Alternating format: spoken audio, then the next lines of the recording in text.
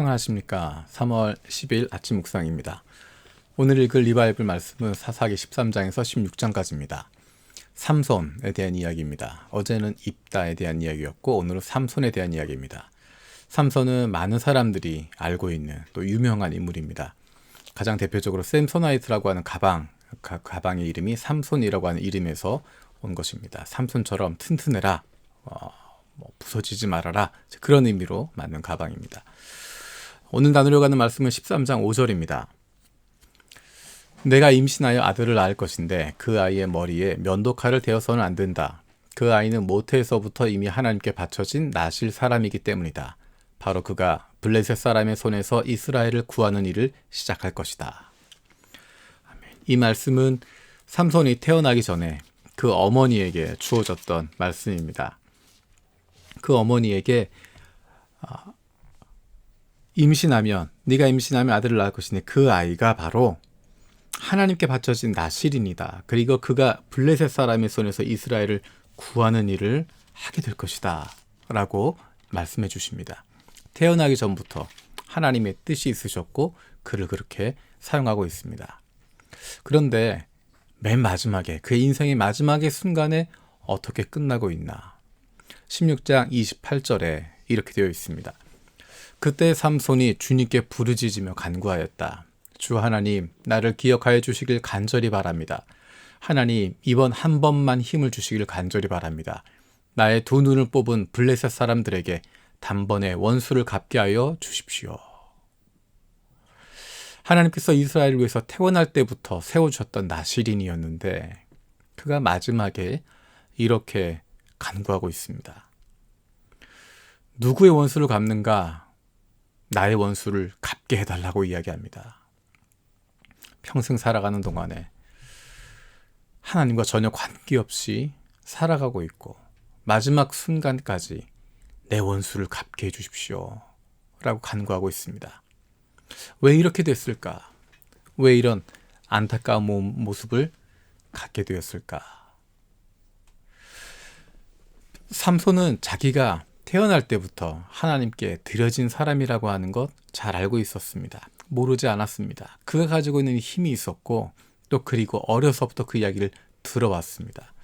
16장 17절에 보면 그가 어려서부터 하나님께 바쳐진 사람이라는 것 잘 알고 있습니다. 16장 17절에 이렇게 이야기합니다. 하는 수 없이 삼손은 그에게 속마음을 다 털어놓으면서 말하였다. 나의 머리는 면도칼을 대어본 적이 없는데 이것은 내가 모태에서부터 하나님께 바쳐진 나실 사람이기 때문이요. 내 머리털을 깎으면 나는 힘을 잃고 약해져서 여느 사람처럼 될 것이요. 삼손은 자기가 모태에서부터 하나님께 바쳐진 사람이라는 것 잘 알았습니다. 그런데 그것을 단지 머리털을 자르지 않는 것, 거기에만 한정하고 있습니다. 자기가 머리털을 자르지 않는 것, 그것만으로 하나님께 바쳐진 것을 지킨다라고 생각했습니다. 그것이 자기를 특별하게 만들었다고 생각했고 머리털을 깎으면 자기는 여느 사람처럼 될 거다라고 생각했습니다. 머리카락을 제외하고 나머지는 자기 마음대로 인생을 살아갔고 능력을 허비하면서 자기 인생 내 것이라고 생각하고 마음껏 살아가고 능력을 허비하면서 마치 머리카락만 자르지 않으면 모태에서부터 하나님께 바쳐진 것 잘 지키고 있는 것이라고 착각하며 살아갑니다. 왜 그렇게 됐을까? 왜 삼손의 인생이 그렇게 됐을까? 구약 성경 가운데 가장 불쌍한, 마음이 아픈 두 사람을 고르라고 한다면 저는 삼손과 솔로몬을 고르겠습니다. 삼손을 볼 때마다 마음이 아프고 마치 우리의 모습을 보는 것 같은, 나의 모습을 보는 것 같은 안타까움을 느끼기 때문입니다. 삼손이 어떤 삶을 살았길래, 삼손이 어떤 문제가 이런 결과를 가져오게 되었나? 첫 번째는 그는 절제할 줄 모르는 욕망대로 살았습니다. 내 욕망을 채우기 위해서만 하나님의 능력을 사용하고 있습니다. 그래서 오늘 본문 가운데 읽다 보면 33장에서 16장까지 읽어보면 그냥 그는 자기 마음 닿는 대로, 자기 욕망 닿는 대로 자기의 힘들을 사용하고 있습니다. 하나님을 위해서 쓰는 것이 아니라 내 욕망 채우기 위해서만 그 능력들을 마음껏 사랑합니다. 그리고 마음대로 감정에 의해서 움직이게 됩니다. 14장 1절에서 2절에 보면 삼손이 딥나로 내려갔다가 딥나에 있는 어떤 블레셋 처녀를 보았다. 그가 돌아와서 자기 부모에게 말하였다. 내가 딥나에 내려갔다가 블레셋 처녀를 하나 보았습니다. 장가들고 싶습니다. 주선해 주십시오. 나실인인데, 사사인데, 그리고 신명기에서도 민수기에서도 여호수아에서도 계속 강조하고 있는 것이 이방인과 결혼하지 말아라. 그의 종교가 들어오기 때문에 그렇게 결혼하지 말라고 이야기하는데, 사사인데도 나실인인데도 그것을 기억하지 않습니다. 그 뒤에 또 이런 일이 나타나게 됩니다. 16장 4절에 보면 그 뒤 삼손은 소렉골짜기에 사는 어떤 여자를 사랑하게 되었는데 그의 이름은 들릴라였다. 삼손은 하나님이 주신 능력을 자기의 욕망을 채우는데, 자기의 욕정을 채우는데, 자기의 감정을 채우는데 다 써버리고 있습니다. 두 번째로 삼손이 가지고 있었던 문제는 절제할 줄 모르는 욕망을 표현하는 과격한 성격이었습니다. 14장 19절에 이렇게 표현이 되어 있습니다. 그때 주님의 영이 삼손에게 세차게 내리덮쳤다. 삼손이 아스글론에 내려가서 그것 주민 30명을 죽이고 그들에게서 노력한 옷을 가져다가 수수께끼를 푼 사람들에게 주었다. 그리고는 몹시 화가 나서 자기 아버지의 집으로 돌아가 버렸다. 이 상황은 자기의 분노를 이기지 못하고 있는 삼손의 모습입니다. 몹시 화가 나서 사람을 죽여서 이렇게 일을 할 뿐만 아니라 화가 나서 자기 집으로 돌아가 버렸습니다. 그때가 언제냐면 결혼한 다음입니다. 결혼한 지 얼마 안 되었는데 몹시 화가 나서 분노해서 절제할 줄 몰라서 그래서 자기 집으로 돌아가 버립니다. 며칠이 지나서야 결혼했던 신부에게 찾아가게 됩니다. 그 이후에 더 큰 일들이 일어나게 됩니다. 과격한 삼손의 성격, 그로 말미암아 얼마나 많은 사람들이 어려움을 당하게 되는지 모릅니다. 또 한 가지 재미있는 것은 15장 18절에 나와 있는 내용입니다. 삼손이 목이 너무 말라서 주님께 부르짖었다. 주님께서 친히 이 크나큰 승리를 주님의 종에 허락하셨습니다. 그런데 이제 제가 목이 타서 저 할례 받지 못한 자들의 손에 붙잡혀 죽어야겠습니까? 하나님이 그에게 능력을 주셔서 그가 싸워서 큰 승리를 거두었습니다. 그런데 너무 목이 말랐습니다. 그랬더니 이번에 하는 얘기가 이겁니다. 하나님에게 분노하며 이야기하는 것입니다. 내가 목말라 죽겠다라는 것입니다. 절제할 줄 모르는 성격, 과격한 성격, 쉽게 분노하는 성격, 그것이 삼손을 망치게 했습니다.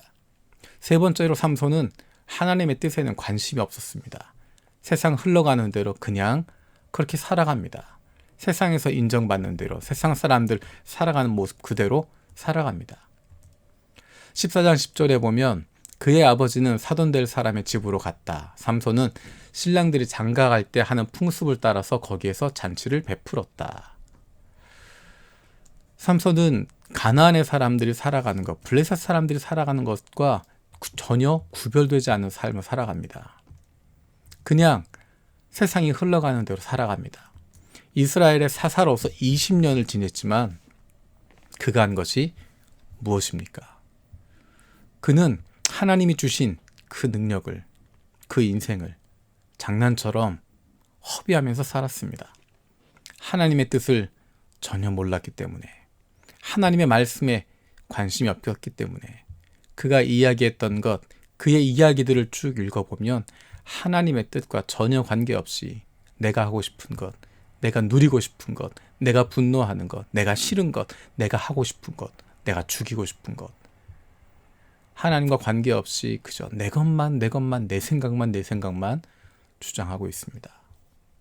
하나님의 뜻을 알지 못했기 때문에 하나님께서 주신 놀라운 힘을 그렇게 허비해버렸습니다. 그리고 그런 비참한 인생을 맞이하게 됩니다.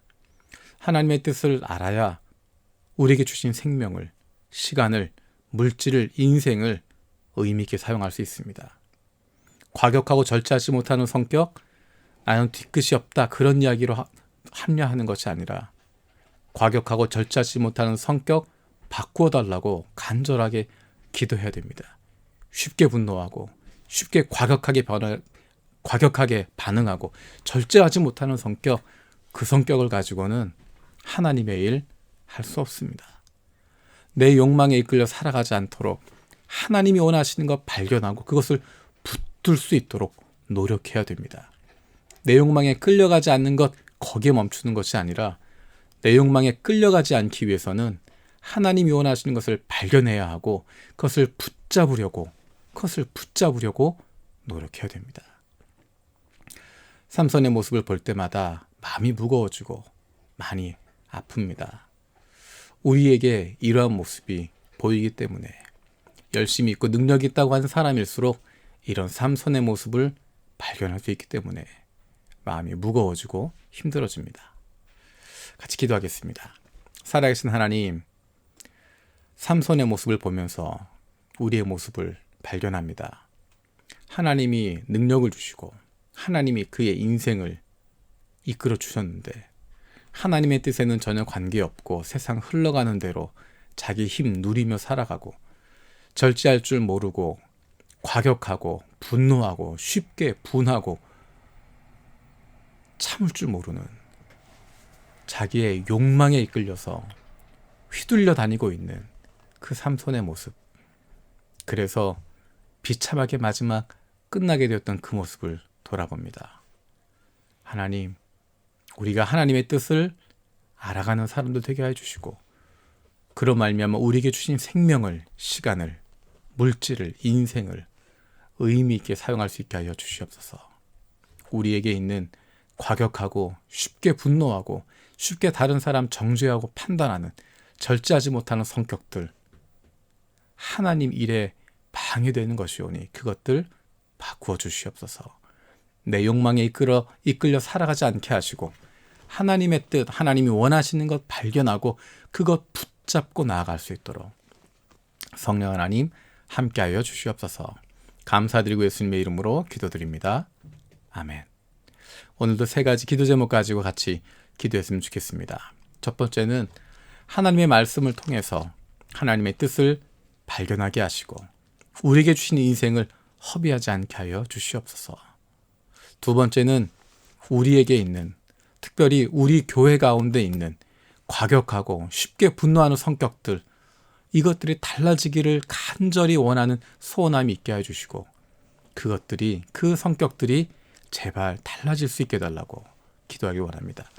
세 번째로는 코로나19로 말미암아서 오히려 하나님을 사랑하고 믿음의 형제 자매들을 향한 사랑이 더욱 커져가게 해주시고 혹시 우리 가운데 혼자 외로움 가운데 있는 지체들이 있다면 그들을 돌아볼 수 있는 우리들 되게 하여 주시옵소서.